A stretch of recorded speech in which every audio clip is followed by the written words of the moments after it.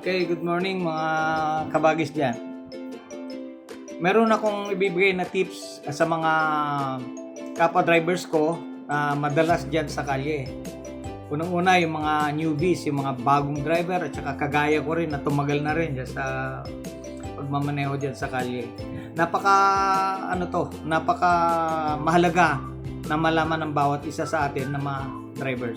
Mapabagong driver o lumang driver man siya. Actually, nilista ko lahat yun. Bagong lahat, sana hindi tayo mabas dito sa natin na to, mga tips or reminders sa mga kapwa drivers natin. Number one yung nasa isang subdivision tayo at medyo alam nyo naman sa subdivision, dikit-dikit ang bahay. May hinahanap tayong kaibigan, kapatid o anumang kasama natin, huwag tayong bubusina hanggat mare. Kasi pwede naman tayong kung may doorbell, i-doorbell natin. Kung magtao po, pwede naman tayong pumunta dun sa may malapit sa pintuan nila. Kasi alam nyo, magbibigay din ako ng kung bakit, di ba? Minsan kasi may mga drivers na bubusina. So, yung bahay nakatabi, dalawang bahay nakatabi, at saka dalawang bahay nakatapat, maaalarma sila. Yun ang isang bagay na dapat huwag sana nating as much as possible, huwag nating gawin yung bubusina, lalo na sa loob ng subdivision. Ito pa, yung nangyayari madalas, lalo na dyan sa NLEX pag umuwi ako ng norte. Pagka yung nagdadrive tayo, na ang speed natin 70, 80, siguro yung mga breakable na kahit na sabihin mong 70, 60, 70, 80 ang takbo natin. Kunyari, sunod-sunod tayo. Sunod-sunod. Ang dapat ang pagpreno natin, yung sinasabi nilang gradual. Yung halos halikan mo na yung nasa tapat mo halos, di ba? Pero yung iba na siguro naman mga bago-bago pa siya, ang nangyayari, pag nagpreno dun sa harap niya, kahit may distansya pa siyang lumapit para hindi, without knowing na yung nasa likod niya, mabubulaga pag nagpepreno ka ng bigla. Sana po maintindihan nila. Pwede tayong dahan-dahan bago magpreno ng todo. Hindi yung may distansya pa. Ngayon nangyayari yan ilang beses, lalo na yung time na mahal na araw na maraming sasakyan dyan sa NLEX, mga pa-SLEX. Ingatan natin yung pagpepreno natin ng bigla. Sana po huwag tayong ma-misinterpret every time sinasabi ko itong mga tips ko na to. Lalo ito naman yung nagkakaroon ng road rage. Kung may distansya na halos isang kotse pa ang distansya binibigay nyo, lalo na yung medyo dikit-dikit ang masasakyan, yung nasa likod nyo na obserbahan niya na pwedeng sumingit sa inyo kasi malaki nga yung distansya. Ngayon nangyayari, pag sumingit siya, bibilisan at didikit yung naiipit yung isang kasama natin, isang kapwa driver natin. Sana po lesson sa atin ito. Pagka naunahan ka na, yung iba kasi nangyayari sa akin, pag nasingitan ko na yung ulo, nakapasok na yung ulo ng kotse ko, bubusina yan ng malakas, galit. Dapat hindi tayo magagalit. Ang gawin natin, pagbigyan na natin, gagawa ka na rin ng paraan na overtaken sa mga susunod na lakbay nyo. Ganon, hindi tayo dapat magalit. Maliban lang kung isinisiksik at nandun ka na sa pwesto, huwag ka nang aalis kung kinakailangan. Common sense na yon. Okay? Sana hindi ako mabas dito. Yung lights natin, normal yan na napapag-usapan. Yung salubungan tayo, yung iba, yung ilaw nila naka-high beam. Diba?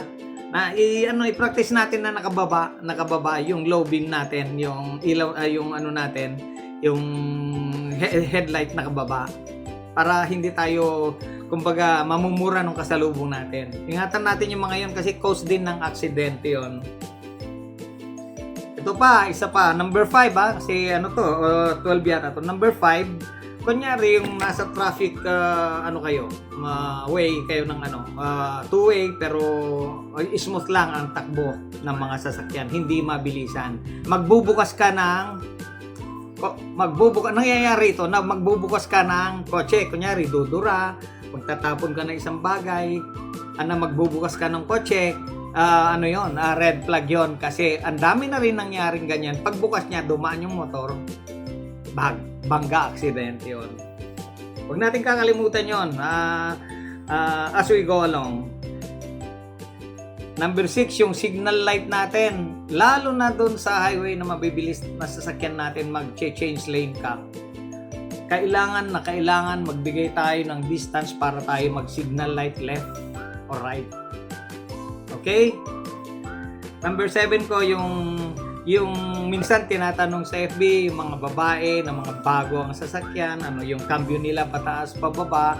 Normally, yung gear ng ascent at saka descent halos pareho yan. Pag umaakyat ka at medyo steep yung akyatan, it's either second or first gear.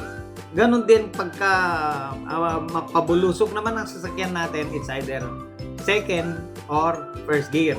Alam niyo kung bakit minsan tatanong, hindi mo makokontrol pag naka third and fourth ka, masyadong mabilis na. Ang preno mo ngayon ang maiipit ngayon. Maiipit ang preno mo pag kayo naka high gear ka sa pababa. Pag sa paakyat naman, hindi ka makakaakyat ng maayos pagka naka high gear ka. Ganun lang yon.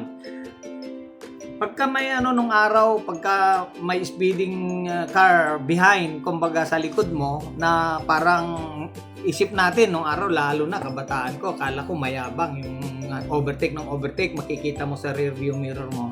Ngayon, sa medyo nagkaedad na tayo, isipin mo na lang na yung nagmamadali na yan na minsan na may misinterpret natin yung galaw na mayabang na magmaneho. Baka hindi po, kasi isa nagmamadali, baka habol ng flight niya sa aeroplano or emergency na may dadalhin sa ospital. I-consider natin lahat yung mga yon, mga kabagis, para hindi tayo nagkakaroon ng advance na pag-iisip ng negative. Number 9, ito nga yun, yung give way to emergencies. May nagwawangwang sa likod, pawangwang na masasalubong mo, mag-give way ka na agad. Beforehand, nakatabi ka na. Ito pa, number 10 na red flag, lalo na sa ibang bansa, napakataas ang nito, penalty. Parang heinous crime sa kanila, lalo sa Singapore, Korea. Yung magtatapon ng anumang bagay na nasa highway ka, magtatapon ka ng anumang bagay sa bintana mo at itatapon mo doon sa kalsada. Red flag yun. Sana natin, disiplina natin sa sarili yung mga bagay-bagay na yun. Mga anak natin minsan, pamangkin o yung mga nakasakay na mga bata, ingatan na natin. Sabihan na natin na huwag magtatapon ng basura sa kalsada. Ito pa, yung last siguro, bago ako conclude sa aking tips sa inyo,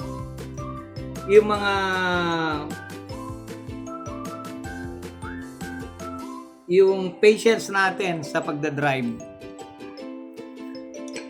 Ang dami nating Usually, kung makikita nyo sa Facebook, may nasagasaan, may ganito, aksidente, mai-prevent natin yon kung ingat-ingat lang sa pagmamaneho. Pangalawa, ito sa pag-iingat sa pedestrian, makikita natin beforehand na may pedestrians. Usually yan, pag may pedestrian, sa ibang bansa na naman yan, napakahalaga. Ang pedestrian ay para sa tao, hindi priority ang tao diyan sa pedestrian. Kaya 'di ba, yung kung nakasagasa ka diyan, aywan ko, kung hindi ko lang alam kung ano ang penalty pag nakasagasa ka sa pedestrian lane. Kaya sabi ko nga, bago ako mag-conclude, sana may naitulong ako sa inyo dito sa tips ko sa mga bago at datihan ng driver. Ingatan natin ating pagmamaneho dahil sabi ko nga pala, pagka once na hinawakan mo na yung manibela at mag-drive ka na ng medyo malayo, magbaon ka na ng pasensya. Kasi minsan ako, mainitin din ako. Naisip ko na lang na segundo lang yung pagtatalo namin kung sakali. May mga driver din kasi, ito additional lang to. May mga driver din kasi na naiipit ka na, kunyari, overtake ka, yung kasalubong mo, instead na magbigay ng konti, kung sakali, di ba, nangyayari sa lahat ng driver yan, ay ipiting ka pa. Ito naman ino-overtaken mo, bibilisan pa. Huwag naman sana natin gawin yon dahil it's either hindi ka nga ma-accident eh. Ikaw naman nag-cause ng aksidente nung katabi mo o yung kasalubong mo. Huwag na natin gagawin yon. So, advice ko, magbaon tayo ng 1,000 o higit pa na pasensya habang tayo nasa daan. So, ganun na lang. At sana, ito si Sir J. Sana naman, matulungan nyo ako mag-follow, like, and subscribe dun sa YouTube channel ko. Follow dun sa FB at saka sa TikTok. Malaking bagay sa akin. Una, papasalamat ako yung dati na sumusuporta, tsaka yung mga bago pang mag-follow sa akin. Maraming salamat sa inyo. Shout out sa inyo lahat ng mga kaibigan ko, followers ko, subscribers ko. Thank you very much. Good morning. Thank you.